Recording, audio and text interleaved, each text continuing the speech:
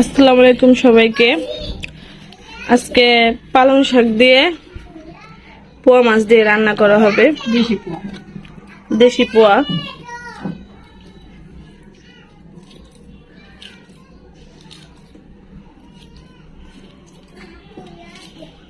আর হইতেছে এই যে পোয়া মাছটা এখন কেটে নিব আমরা।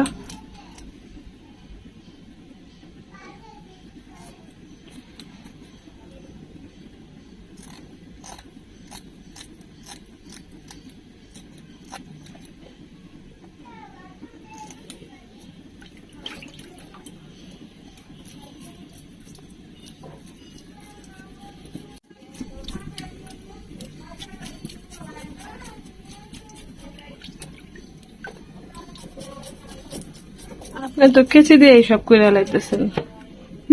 এই মাছ কেচি দিয়ে কাটা যায়। আইসটা থেকে শুরু করে কাটা সবটাই অনেক ট্যালেন্ট। এটা আসলে ট্যালেন্টের কিছু না, এটা যারা এই জন্য তো আমি মাছই কাটতে পারি না। পুরো সংসার যারা সামলায় তারা এরকম একটু একটু বুদ্ধি থাকতে হয় না কেমনে।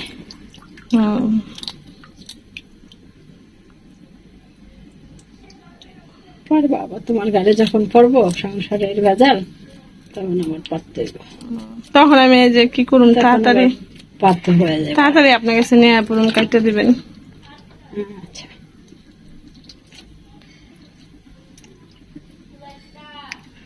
পুরো মাছটাই অনেক সুন্দর ভাবে কাটা হয়েছে। দেখি হাতে দেখেন তো, দেখছেন অনেক সুন্দর ভাবে মাছটা কাটা হয়েছে কেচি দিয়া। এভাবে সবগুলো মাছ কেটে নিব, তারপর পালং শাক দিয়ে আমরা রান্না করব মাছটা। আমরা পালং শাক আর পোয়া মাছ রান্না করার মশলাটা দিয়ে দিছি অলরেডি আগেই।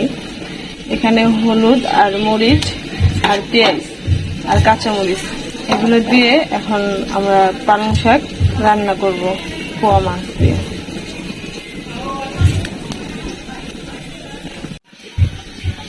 এখন শাকটা দিয়ে দিতেছি।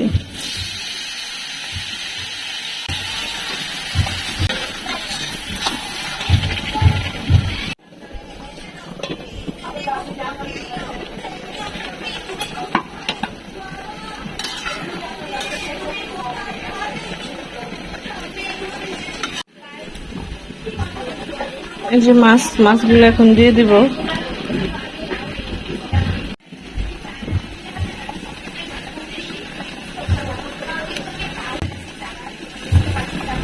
আমরা পালং শাক মাছ দিয়ে খাইতে অনেক ভালোবাসি, অনেক ভালো লাগে আমাদের। পালং শাকটা মাছ দিয়ে খেতে বেশিরভাগ খুবই ভালো লাগে।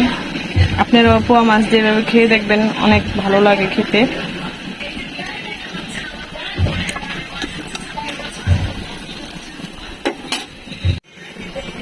দেন ডাক্তার।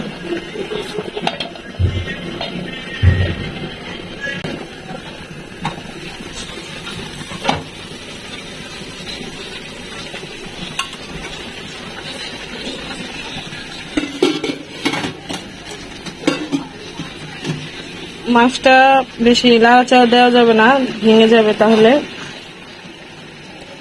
এই ঝোলটা অনেকখানি শুকিয়ে গেছে, এতটুকু ঝোল অন্তত রাখতে হবে, না হলে ভালো লাগবে না খেতে। আমাদের পোয়া মাছ দিয়ে পালং শাক রান্না হয়ে গেছে। খুবই সহজ একটা রান্না, আপনারা বাসায় ট্রাই করবেন। যারা এখনো খান নাই পালং শাক দিয়ে পোয়া মাছ, অবশ্যই বাসায় ট্রাই করে দেখবেন। খুবই সুস্বাদু এবং মজা, এভাবে রান্না করে খেলে খুবই ভালো লাগে। সবাই ভালো থাকবেন। আসসালামু আলাইকুম।